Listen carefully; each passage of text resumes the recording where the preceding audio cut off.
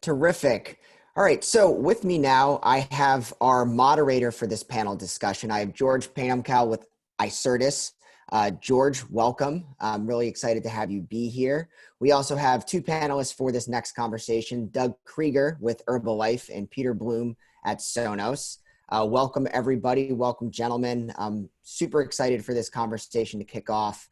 George, I would love to turn things over to you to get things underway. Great, thanks, Ryan.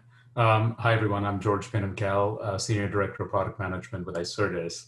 So Icertis is a highly configurable AI-powered digital contract management platform, which has been recognized by all the leading industry analysts, including Gartner and Forrester as the leader in the space. I'm excited to be here today. I'm joined by Peter Bloom, Sonos's Indirect Procurement Lead, and Doug Krieger, Director of Global Sourcing Center of Excellence at Herbalife. Peter, Doug, welcome. Could you please introduce yourselves? Thanks, George. My name's Peter Bloom.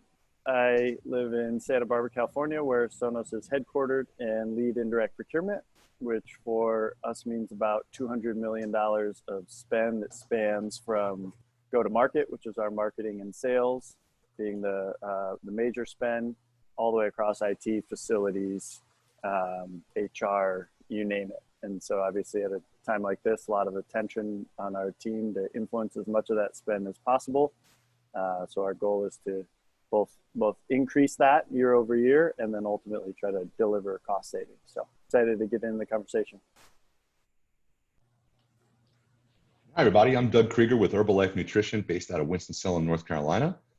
So I lead our Global Indirect Center of Excellence. About 3 years ago, on our 5.5-year journey, Herbalife set up an indirect center of excellence where we are a centrally led, regionally executed approach in terms of handling procurement. So what does that mean? That means that my team handles all of the strategy that goes on in terms of technology, marketing, meetings and events, logistics, all the big indirect categories. And then we work across the globe with our counterparts from the indirect side to help them source locally while working within the strategies that we developed. So we've been doing this now for about 3.5 years. We've really changed from a tactical order-taking based type of system into a strategic enterprise, and really looking forward to this discussion. Great. Well, thank you, Doug and Peter. So, our topic today is why now is the time for procurement to have a seat at the table, right? So let's set the stage.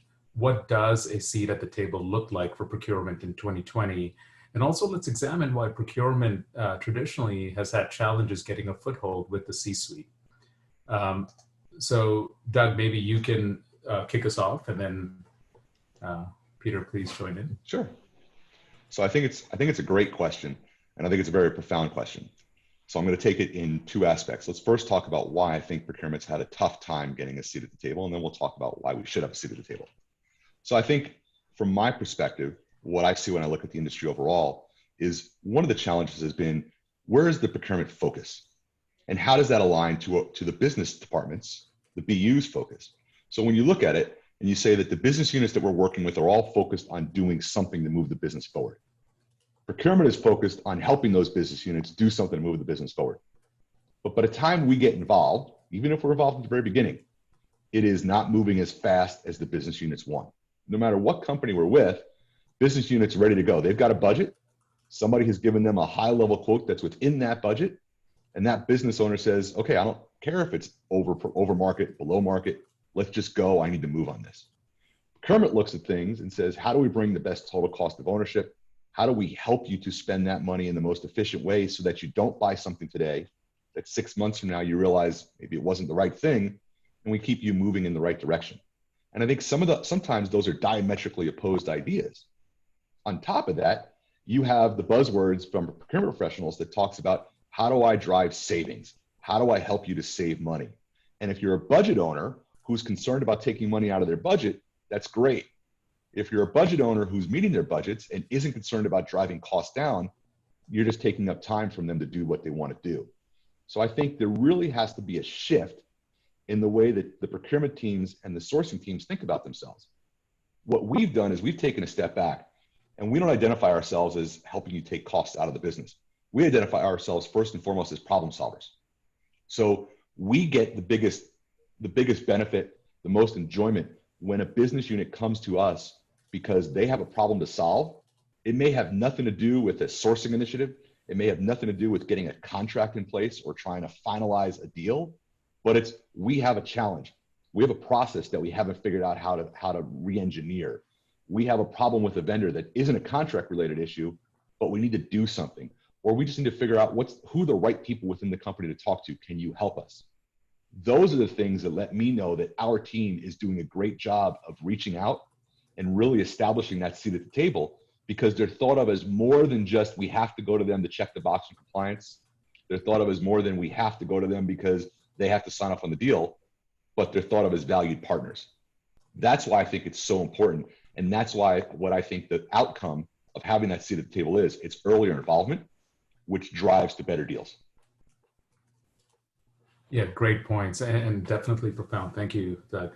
Peter, would you have, what is your take on this? So a lot of what Doug said, I think really resonates. And just to kind of briefly cruise through the history of indirect procurement at Sonos, I mean, it essentially grew out of an IT group.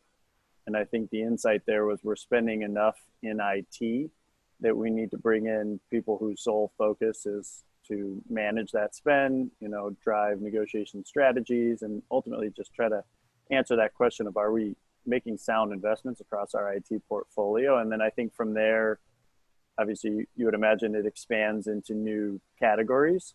But I think, Doug is spot on where there is a perception issue, at least that I've run into throughout my career, that a lot of people bring to the table when it comes to procurement. And that could be the result of having a bad interaction with a procurement group down the line that was like purely transactional, and having a group push for cost savings over anything else and souring, whether that's a C-suite member, whoever your executive sponsor might be. So I think that the important pivot is like shifting to align with where is our business going? And with that backdrop, are we helping that inform our investment decisions, right? And so I think for us particularly, I mean, there's nothing like a calamity like COVID-19 to kind of shed a lot of light on what does our vendor base look like. In some unfortunate situations, how do we get out of some of these contracts? What's some creativity that we can apply in this time? So in the answer of what does the seat at the table look like for 2020? I mean, it's front and center right now. And so there's a lot of focus on where haven't we had success across the board as a procurement group, and why is that? And how do we address kind of at the root cause of that? If there's still a process that we can take the business through that will ultimately kind of lead to, better vendor base, more clarity around contracts and pricing. So I think, Doug is spot on that it really starts with an understanding of what is driving our business. And so I think my observation about previous procurement groups is they operate pretty siloed with their goals of, delivering cost savings.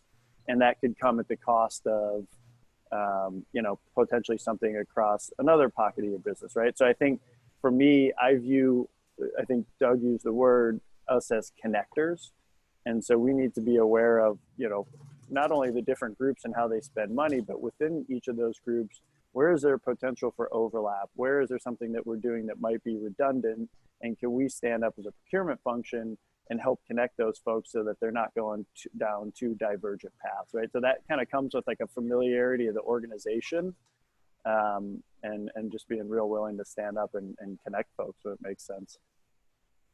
Yeah, thank you. One thing I'd add if I can is I think you said a lot of really good things, and you talked about technology, and it got me to thinking. Everyone hears the buzzword of digital transformation, right? Within all of our organizations, it's a big thing right now. And part of the reasons that they talk about digital transformation within technology groups is because they talk about technology groups really having an understanding of what's going on across the business, understanding what happens within HR and marketing and sales and legal and all the different groups, logistics and everybody there, and how they're in a unique position to see that. Well, I look at sourcing and say, so are we. When you think about the indirect space, when you think about sourcing in general, we see across the industry, we see across the business, and we have tentacles. We have people that are working with all different facets of the business. And if we, to use the word, if we connect, if we hone those skills, if we collaborate and work together, then we have a really interesting opportunity to know what Group A and Group B are doing and how to bring them together so that we avoid those duplicates. We avoid the continued interactions of doing the same thing over and over again, and really focus it into strong ways to do it and really get strategic versus just focusing on the cost. Yeah, that's a great point. I mean, having that, being that center that multiple groups continually interact with, and you get the view across the business and you get the view across multiple industries. I mean, there's a tremendous amount of value there. How do you, so for folks who are, or organizations which are struggling with getting a seat at the table and kind of bringing this value, or elevating that to the C-suite, what are some approaches that you have taken, with your sourcing team, procurement teams, to consistently show that value and be invited to the table? Doug, you mind if I kick this one off? For me, there's really two things. One, you have to just tackle the day-to-day managing of your contract and vendor base.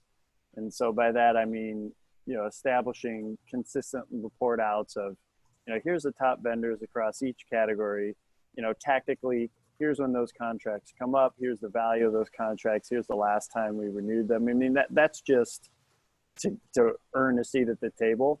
I think what differentiates is, where do you have category expertise, and where do business partners start to think of you and think of, hey, if I don't include procurement, this won't be as thorough of an evaluation process, right? And so I think, how do you leave that crumb trail that triggers in their mind, when I need to buy something, procurement should be involved, doesn't have to be involved, but should be involved because of the way they approach establishing leverage and introducing competition into the process, right? So I think it's a combination of just like, let's make sure the blocking and tackling is addressed and we're not missing renewals, because that would be a bad look. But then also, how do we bring category expertise, both in the areas where we're already spending a lot of money, but then in the areas that we're potentially, not spending as much, and therefore have lower hanging fruit. So I think it's a combination of those two. Thank you, Peter. I think Pete said some great things.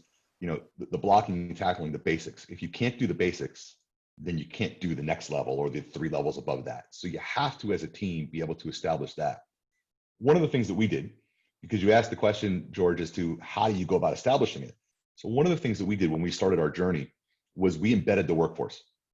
So we went ahead and took our teams and had them sit with the functional teams, because a lot more happens through hallway conversations than it does by just scheduling meetings. Now, that doesn't necessarily jive with the environment that we're in today. So it does create a whole bunch of different challenges. That's where I think the collaboration, the ability to think outside the box really matter. And I've listened to some other presentations for other things, and it's talked about COVID and how COVID has changed the work environment.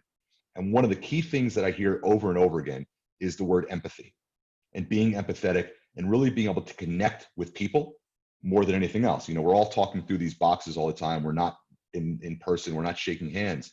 So how do we get our message across when before I was there, I could have come to your desk, you could have come to my desk, we could have that conversation. Now I have to actually think about you, or what you want them to think about you. And how do I make that happen?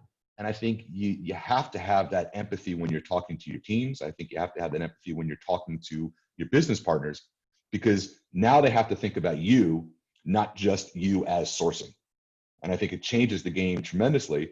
And I think we're going to see some of that going forward in the future. But I think that's really the key, is establish those relationships, and then everything else will come.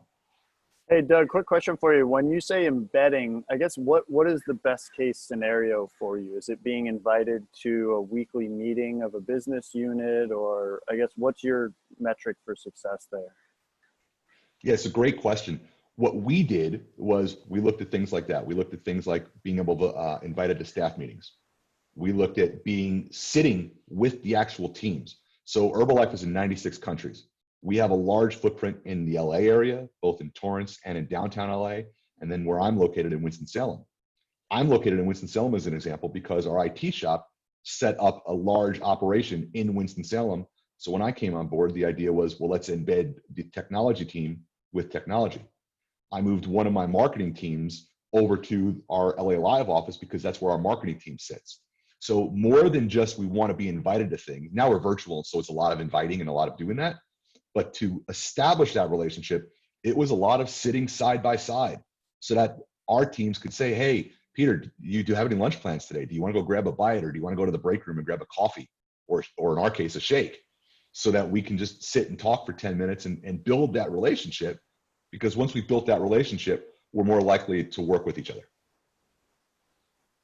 Yeah, that's a really good one, Doug. And I only ask and go a little bit deeper on this because I would view success myself as being viewed almost as an extension of the business's team. But I think some procurement leaders might not agree with me there because of the need to remain, I guess, objective through an RFP process, for example.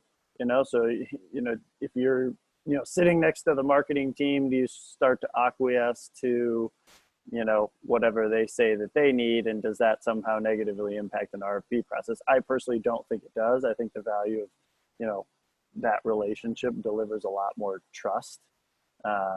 But I think that is certainly something I've heard throughout my career. So that's just why I wanted a little bit more. Yeah, I think you raise a really interesting point. And I look at a lot of things as balancing tests. How everything has to balance each other out. And you're absolutely right. Sitting with the team, becoming embedded, becoming a pseudo part of that team can definitely help to jade an opinion. But the flip side is, if you are only looked at as an outsider and only looked at as a check the box exercise that I have to use, then how much are you really learning anyway? So I think everybody has to make that decision. And if you have a strong group of professionals on your team, they should be able to distance look, I like going to lunch with Peter, but that doesn't mean I can't tell him no when it comes to it, because we have to do the right thing for our organizations. Yeah, couldn't agree more. Yeah, great points there, especially around being the thought partner, because yes, we've seen it happen where procurement is that final check and they want data and they process the data and they bring it back. And sometimes you like what they say and sometimes you don't. In a time like this with COVID, where you don't have that face-to-face and you don't have that pre-built relationship, like, are there strategies or tactics that you've taken to kind of still stay top of mind? Pete, you want me to go first? Yes, please. Okay.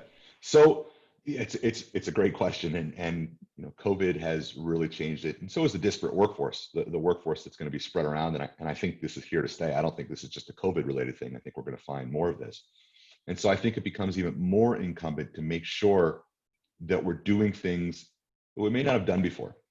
And what I mean by that is, there was a time when video's been around for a while, and if you're anything like me, you didn't want to use video. When we got on a call, we all had the little protectors across our camera that we could close and not let people see us. We just wanted to be on the phone.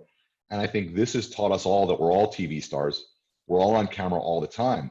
And it's the things that you get from the camera relationship that you can still build on, just like you did in person.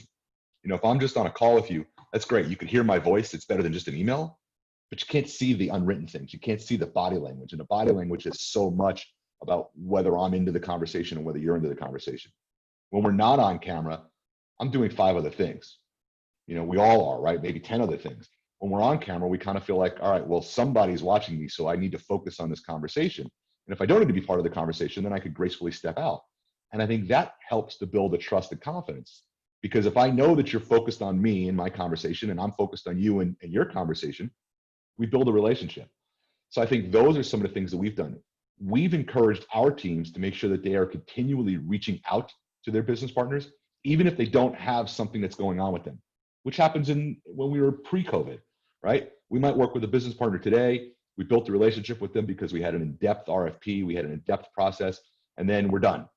And then 6-8 months go by and we haven't done anything with them, but we've seen them in the hall. So we've continued to pass and we've said, hey, Peter, how's it going? And we've talked about his kids or what he's doing for the weekend, but now we can't do that. And so now it's even more important to make sure that we're having those types of conversations and really being proactive in reaching out with those key business partners to make sure that they know, hey, first of all, we're here. Secondly, it comes back to that word empathy, that we're empathetic to them and that we still would like to be able to talk to them on a regular basis. Great point. Thanks, Doug. Peter, would you have any thoughts on how, like in moments like this with COVID, like how you have tackled that or folks in your team have?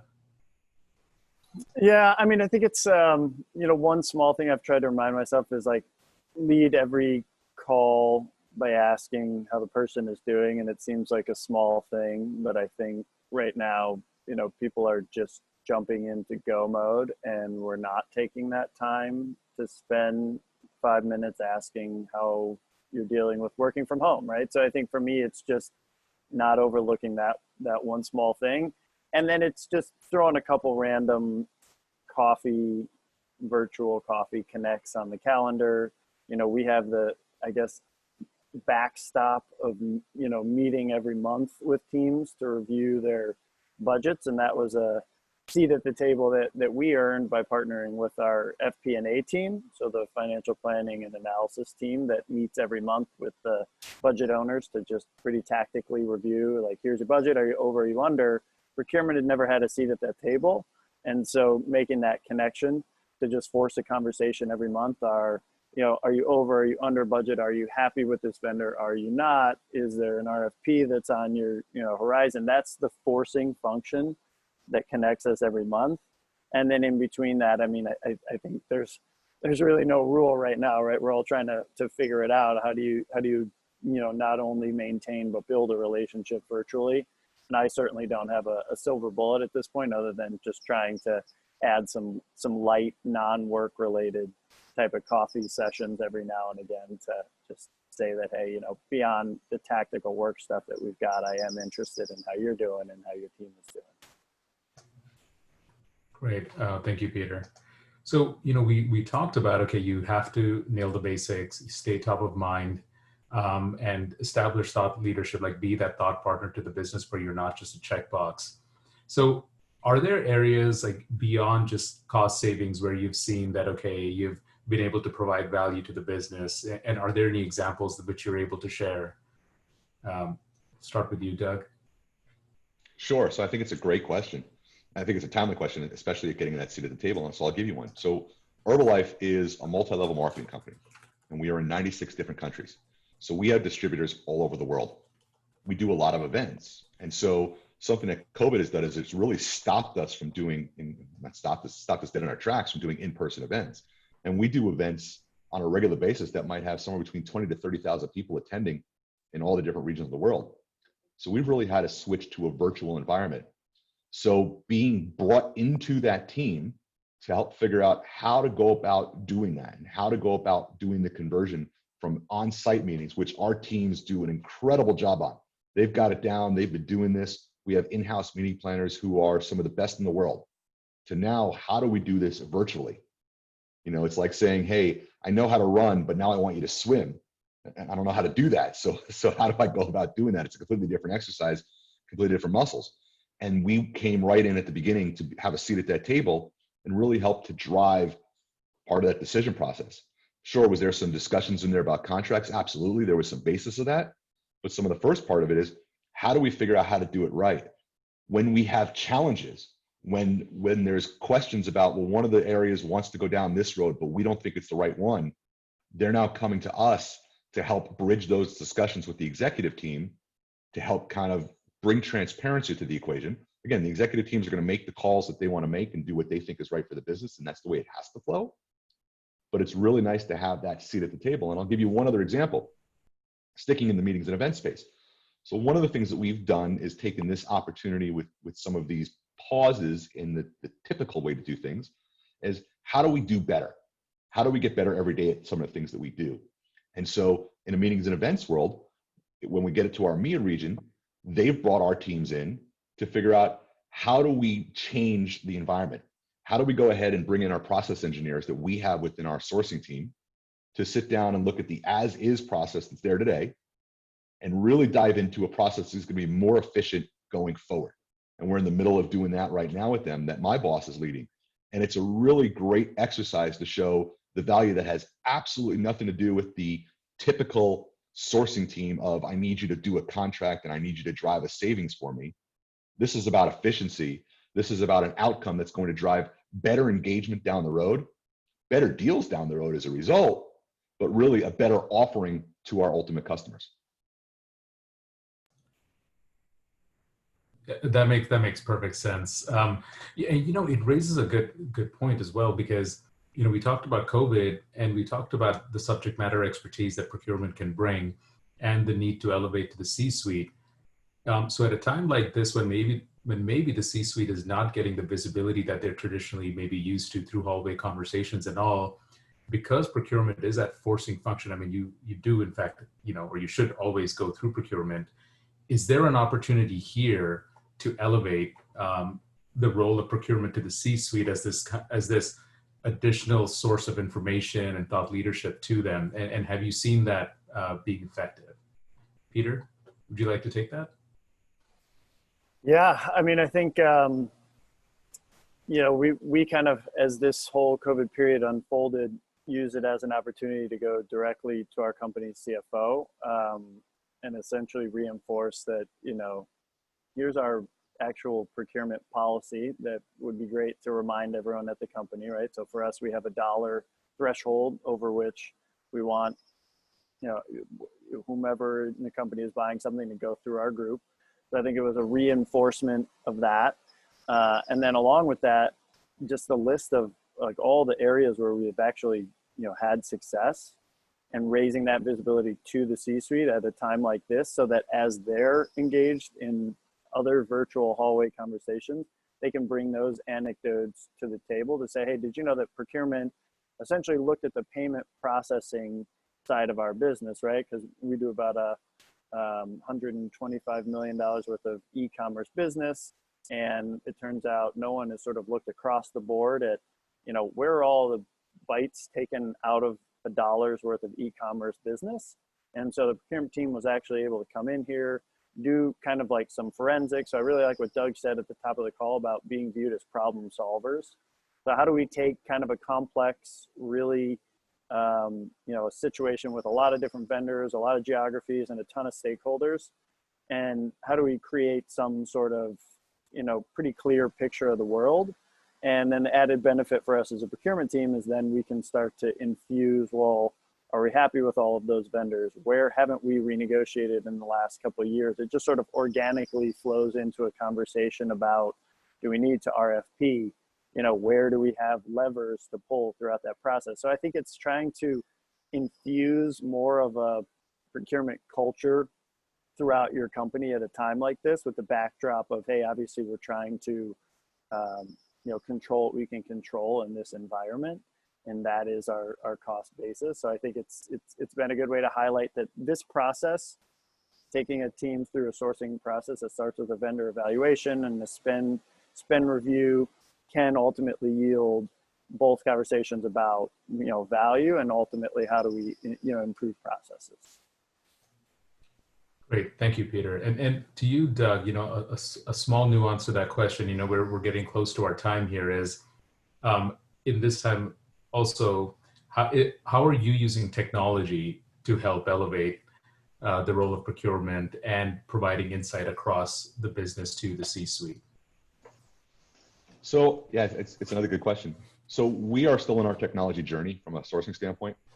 We have some of the basics in terms of moving to a PO generated shop and fixing the P2P process over the last couple of years. We're heavy into spend analytics and really taking a look at where our spend is going, so we understand not only where the money's going out, but how much of that spend is managed versus unmanaged.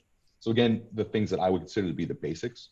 But I think to talk about that and to add on to what Peter had said, I think one of the keys is, can you be proactive in your resolution of issues? So in other words, it's one thing to say someone's coming with a challenge, I'm going to help you to solve it. It's another thing to say, I'm going to bring opportunities to you. So the last piece of advice that I would probably give is, as a procurement professional, are you taking this opportunity to look at the market to see where maybe you have opportunities because of your understanding of the business?